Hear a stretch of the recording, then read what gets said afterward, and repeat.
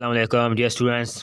हम English grammar 9th class की English grammar की स्टोरी स्टार्ट की हुई है। आज की हमारी थर्ड स्टोरी है the donkey trapped in his own take, यानी गधा अपनी ही चाल में फंस गया। इसमें गधा अपने मालिक को बेवकूफ़ बनाता है, लेकिन मालिक वो चालाक समझदार होता है, इस वजह से कि वो गधा अपनी ही चाल में फंसता है। इसके बारे में एक स्टोरी है, आज हम इसको रीड करते हैं।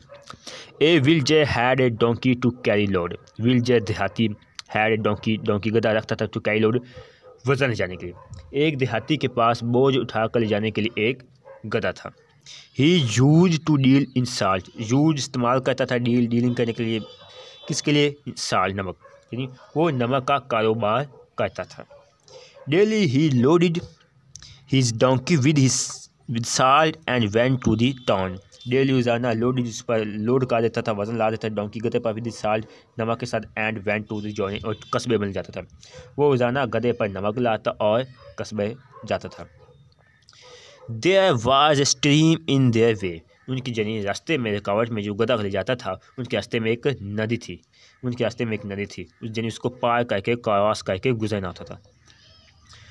Once his donkey fell into the stream, वहाँ से एक दफ़ा डोंकी गधा एक दफ़ा फैल गिर गया इन टू दी, किस में? स्ट्रीम, उस नदी में। एक दफ़ा उसका गधा नदी में गिर गया। पहली दफ़ा तो बाई चांस गिरा था ना, अगली दफ़ा उसने बहाने बनाए थे, क्योंकि नमक वो सॉल्व हो गया था नदी में, तो उसका वज़न हल्का हो गया था। तो उसने सोचा क्यों भाई, अब तो रोज़ाना इसमें नदी में गिर जा करूँगा तो अब मेरा वज़न कम हो जाएगा, तो मैं मालिक को बेवकूफ़ बनाऊँगा। लेकिन मालिक क्या करता है वो आपको आगे बताता हूँ। Much of the salt was washed away and the donkey felt light. Much of the salt, बहुत से नमक, वाज वॉश्ड, धुला गया, ख़त्म हो गया, सॉल्व हो गया, अवे उसी में, and the donkey felt light, गधे ने हल्का महसूस किया। बहुत से नमक बह गया और गधे ने हल्का फुल्का महसूस किया।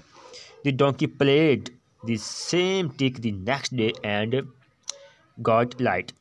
अब द डोंकी है प्लेड, उसने खेला the same tick the next day, गधे ने वही चाल अगले दिन चली और हल्का फुल्का हो गया।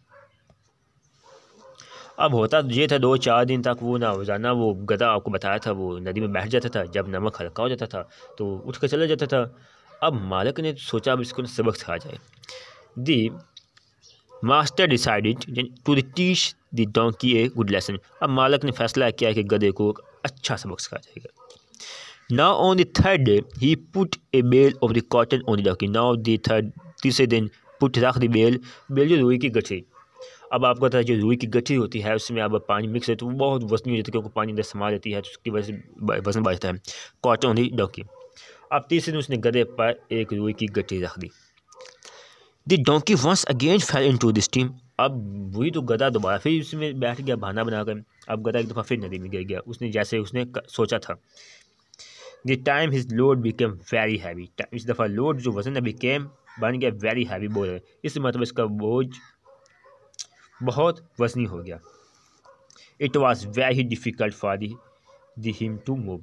अब इसके लिए चलना बहुत मुश्किल हो गया, वेरी डिफ़िकल्ट, बहुत मुश्किल हो गया फॉर हिम टू मूव, इसके लिए चलना। The donkey thought that it was not good to play. अब गधे ने सोचा कि चालबाजी करना अच्छा नहीं है।